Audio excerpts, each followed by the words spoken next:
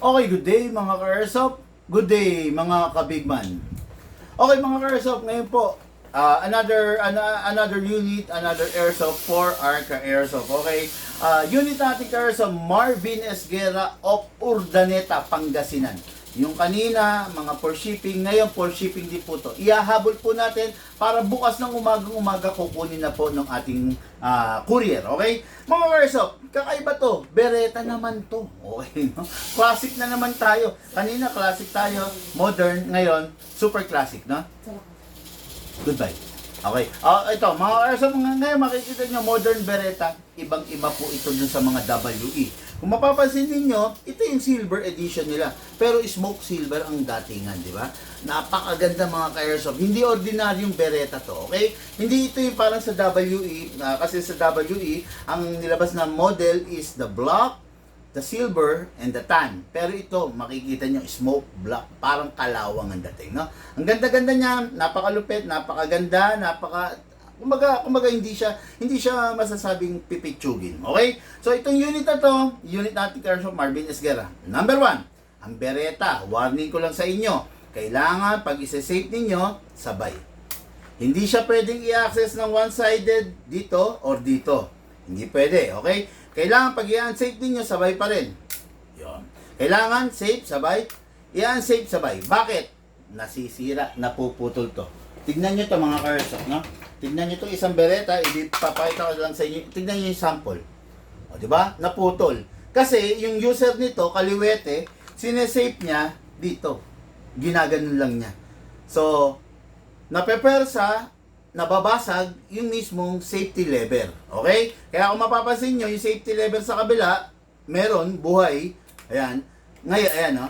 Pero dito sa kabila, wala na. Okay? Pag ganito, naputulan na kayo, suggestion ko lang, huwag nyo nang isa-save.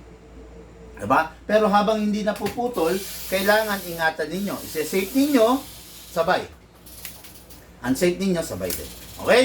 So, this Beretta is a full metal. Classic pa rin.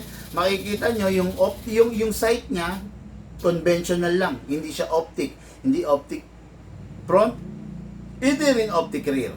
Okay? Pero, isa sa pinagyayabang nito is, mayroon siyang rail. Diba? Mayroon siyang rail for the upgrades, light plus light, light laser, or etc. Anything na gusto mong ilagay dyan, pwede mong ilagay. Okay? Isa pa, ang Beretta ay isa sa maraming pistol na, kung tawagin ay, double action. Tignan nyo, pipigain natin ang mismong trigger.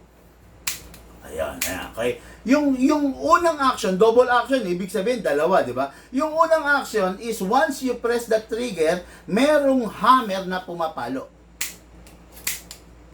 Okay. Hindi katulad ng mga 1911 or 2011 or any other pistol, single action. Okay. Actually, mas naunang inilabas ang single action than the double action. Pero sa paglipas ng panahon, nai-improve na lang nila. Okay? So ito yung unit na to, full metal mula ulo hanggang baba. Napakaganda, napakasarap gamitin. Tulad nga ng sabi ko, modern. Okay? Modern Beretta, yung classic Beretta kasi kakaiba talaga. Okay?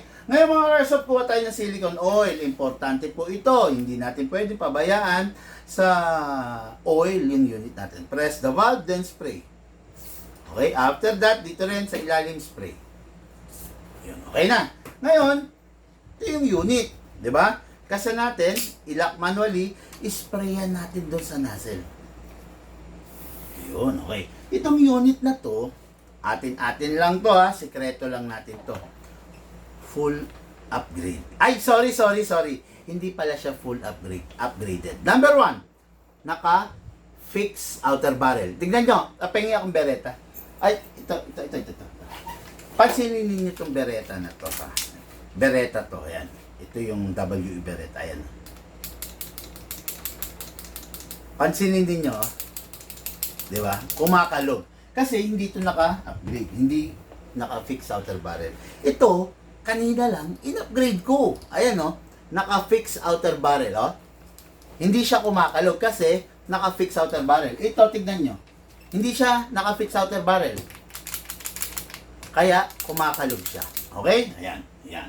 Yan yung difference ng upgraded. Okay, number 1, naka-fix outer barrel, naka-fine tuning, naka-trigger job, naka-hammer protection pad, at yun lang, upgraded nga lang kasi. Pag sinabing full upgraded, 6 yun. Fix outer barrel, fine tuning, trigger job, hammer protection pad, hop-up rubber, at saka enhanced into a big bore nozzle. Pero sabi ko nga, upgraded lang siya.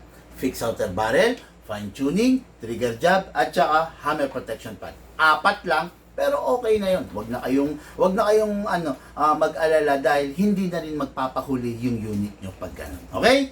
So, meron ng silicone oil. Siyempre, ang magazine natin, meron na rin. Lagyan natin ng hangin. Gagamitin natin mga airsoft 12 kg lang. Huwag kayong gagamit ng 14 kg. Huwag rin pong gagamit ng CO2. Upside down, then press down. 1, 2. Okay, 2 seconds. Ngayon, maglalagay tayo ng bala gamit ang ating reloader. Atakin pababa, all the way, dire-diretso, iwasang mabibitawan. Pump lang po tayo. Okay. Ngayon mga airsoft, tignan nyo ang nangyari. Bungi-bungi, di ba? Kalugin ninyo sideways, pag ganyan. Para kailangan is pantay-pantay yung bala. Okay? Yan. Ngayon, ito yung favorite ng lahat. Firing. Pasok. Release. Firing. Tingnan mo kung kita. Ito. Firing. Grabe. Mga ka-airsoft, ang lakas. Yumaya.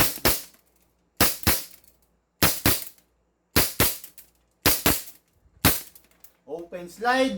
Kasi wala na siyang bala. Next thing to do, release the magazine, release the slide. Then rest the hammer by pressing the trigger. Tapos yung magazine, kailangan bago itabi, dapat walang bala at dapat walang lamang hangin pasingawin. Okay. Unit po ng ating ka-airsoft, Marvin Esguera of Daet, Camarines Norte.